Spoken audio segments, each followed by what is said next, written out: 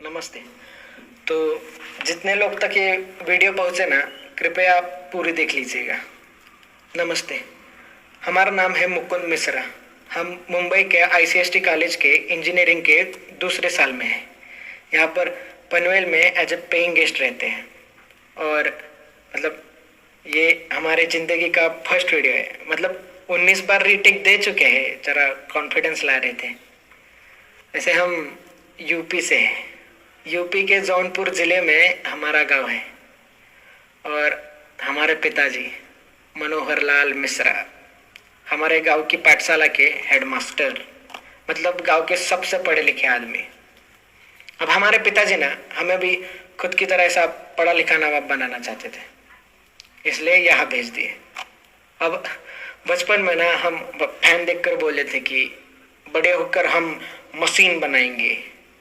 अब साला छोटे बच्चे को थोड़ी पता होता है कि उसको सिर्फ मशीन बनाने के लिए MIT, VIT, BITSAT, JEE main, JEE advance ये सब देना पड़ता है।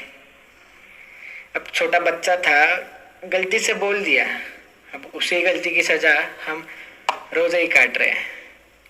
उसके बाद ना हमारे पिताजी हमको रोज सुबह कहते, उठ जाओ हमारे मैकेनिकल इंजीनियर, हमें गांव का कल बदलना है। पूरे गांव में ढिंडोरा पिटवा दिए थे कि हमारा बच्चा इस गांव का फर्स्ट इंजीनियर बनेगा। अब साला इस मोड़ पे पहुंच गए थे ना कि हम मना भी नहीं कर सकते थे कि पिताजी हमको इंजीनियरिंग नहीं करना। पिताजी की इज्जत चली जाती थी। हमको हमको क्रिकेट बहुत अच्छा लगता था, कहीं और ज्यादा अच्छा ना लगने लगे इसलिए छोड़ दिए। उसके बाद हमारे पिताजी हमसे कहे कि बेटा अगर जिंदगी में तरक्की करनी है ना तो ये गांव के दोस्तों के साथ घूमना फिरना ये बंद कर दो। तो हम बचपन के दोस्तों के साथ घूमना फिरना भी बंद कर दिए। हमको याद है हम 10वीं का पड़ाव बहुत ही जोर से पार किए थे। मतलब पूरे जिले में 7वें आए थे हम। और इनाम के तौर पर हमें पिताजी ये सैमसंग का फोन दे दिए। हमसे कहे कि बेटा जब मैकेनिकल इंजीनियर बनोगे तब टच स्क्रीन वाला दिलाएंगे। अब जब साला मैकेनिकल इंजीनियर बनेंगे तब इनसे थोड़ी ना मांगेंगे फोन, हम बर्बाद ना हो इसलिए नहीं देते। और हमको इस चीज से दिक्कत भी नहीं थी। अब हमारे गांव की पाठशाला में एक ही कंप्यूटर है, उसमें हम पढ़ाई के बहाने FB अकाउंट बनाए थे जिसको हम इस्तेमाल ही नहीं किए। अब साला हमारे पिताजी का ना बहुत इच्छा था कि हम बम्बई के बड़े इंजीनियरिंग कॉलेज में पढ़े, तो हमको यहाँ फट से भेज दिए। तो हम भी खुद के ही खिलाफ यहाँ आ गए। माँ, बहन, खेत, हमारी पाठशाला, दोस्त जिनको अलविदा भी नहीं बोल सके, उन सबको छोड़ के यहाँ आ गए।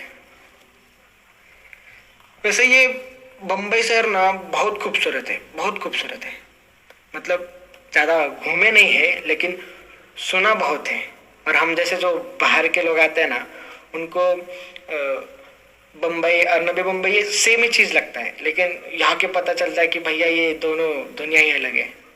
अब जब हम एडमिशन्स के लिए आए थे ना कॉलेज, तो ऐसा ऊंची इमारतें, ऐसा बड़ा प्लेग्राउंड, ऐसा अंदर होटल कैंटीन देख के ऐसा मतलब पागल हो गए थे।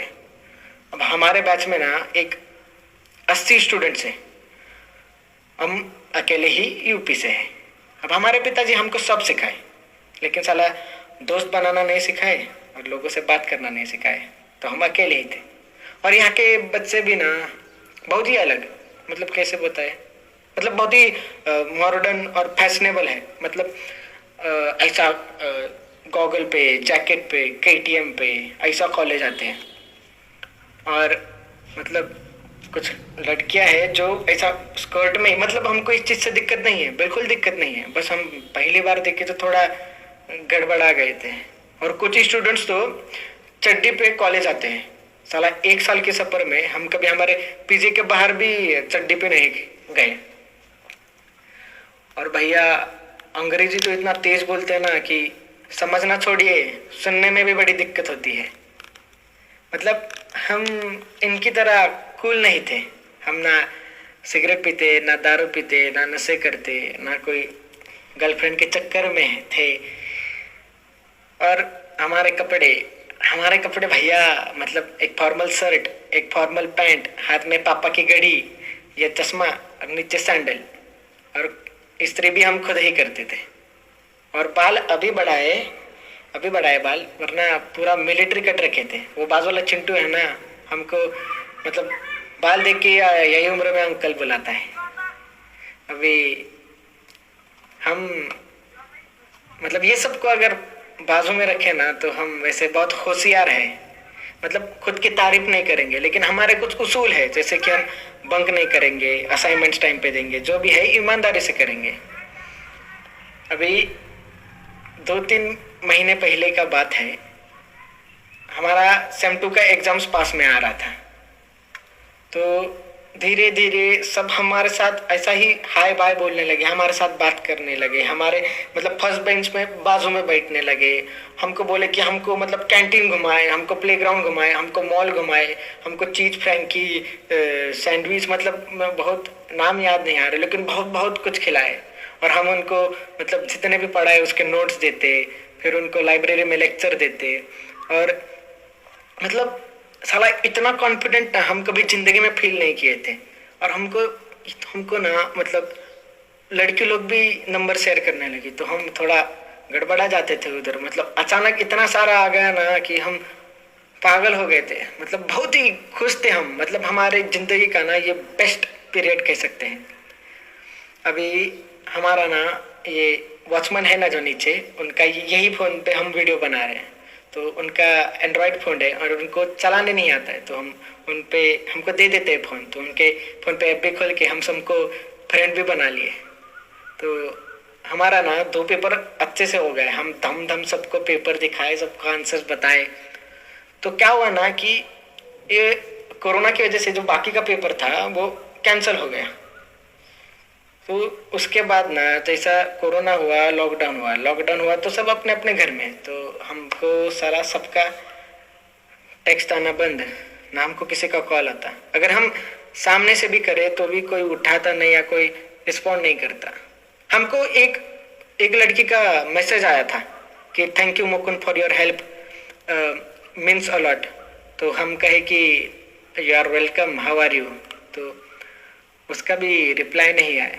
हम सोचे कि हम ऐसा क्या कर दिए, कुछ गलत बोल दिए क्या किसी को। अभी तो हम सोचे कि साला हम कूल बनने के लिए ना फेसबुक पर मीम्स सबको शेयर करते हैं, तो सबका रिएक्शन तो आएगा। लेकिन उधर भी कोई किसी का रिएक्शन नहीं आया। मतलब हम बहुत कोशिश कर रहे थे बात करने का। हम मतलब अभी एक अकेला इंसान घर में पड़ेगा भी कितना। हम ना गेम खेल सकते थे, ना पिक्चर देख सकते थे, ना किसी से मतलब घूमने के लिए बाहर जा सकते थे। हम बहुत सोने लगे थे, हम बहुत चिड़चिड़े हो गए थे, बीच में ही रोते थे, बीच में ही गुस्सा होते थे। हम ज़्यादा सोने लगे थे, मतलब हमारा काबू ही खुद से हट गया था। हम मतलब अभी देखिए ना, हम जो चीज़ जिंदगी में नहीं कहे वो पहली बार कर रहे हैं। जैसे कि हम पहली बार वीडियो बना रहे हैं। हम पिताजी को बोलने का भी कोशिश किए कि पिताजी हमको ठीक नहीं लग रहा है, हम मतलब थोड़े गुस्सा हो रहे, थोड़े ज़्यादा रो रहे, या हम बहुत अकेला महसूस कर रहे हैं। तो हमारे पिताजी हमसे कहे कि बेटा ये जिंदगी का मोड़ है, ये सबके साथ होता है, हमारे साथ हुआ, तुम्हारे दादाजी के साथ हुआ, ये आएगा और चला जाएगा। हमारे पिताजी समझने की कोशिश ही नहीं की कि हम क्या कहना चाह रहे थे। अब हम ना एंजाइटी और डिप्रेशन ये सब में विश्वास नहीं रखते थे, पर साला जब वो इंसान को होता है ना वो चीज, तब ही समझ आता है कि भाई ऐसा मानसिक बीमारी करके भी कुछ तो होता है। अब हमारे गांव में ना मानसिक बीमारी का 2 ही मतलब है, एक तो भूत बाधा और दूसरी मतलब ये पागल हो गए। साला हम गुस्सा हमारे दादाजी से नहीं है, ना हम गुस्सा हमारे पिताजी से, हम गुस्सा इस समाज से है जो जब सर दुखता है तो हाथ में फट से डिस्प्रिन दे देता है, लेकिन साला जब दिमागी हालत ठीक ना हो तो मुंह ही फेर लेता है। अब साला परसों का ये बात है, हम उसी उम्मीद में फोन लिए थे कि हम देखने की फेसबुक में हमको गलती से किसी का मैसेज आया रहेगा। तो हम खोले तो देखे कि सबने स्टोरी शेयर किए थे और उसमें लिखा था, क्या लिखा था, उसमें लिखा था कि if you feel lonely you talk to me, I better see you laughing instead of seeing in your grave, and suicide is not the option. अब हम क्या बोले बे, और कितना गिरोगे बे तुम लोग। गए 1 महीने से हम बात करने की कोशिश कर रहे हैं कि हमसे कोई बात करो, हमारा फोन उठाओ, हम तरस रहे थे कि हमारी सुनो मत, लेकिन हमसे बात तो करो, हमको तो जानो कि हमको क्या हो रहा है। साला एक फेमस इंसान अगर सुसाइड कर ले तो सबको इस चीज का फर्क पड़ता है, लेकिन आपको पता है क्या, साला हर 1 घंटे में एक ही स्टूडेंट भारत में आत्महत्या करता है, लेकिन तभी किसी को फर्क नहीं पड़ता क्योंकि वो फेमस थोड़ी ना है। ये फर्क छोड़िए, ये सोशल मीडिया को चलाने के लिए ये लोगों को कंटेंट मिल गया, और ये जो कंटेंट है ना, ये इंसान की जिंदगी से भी बहुत ही प्यारा है।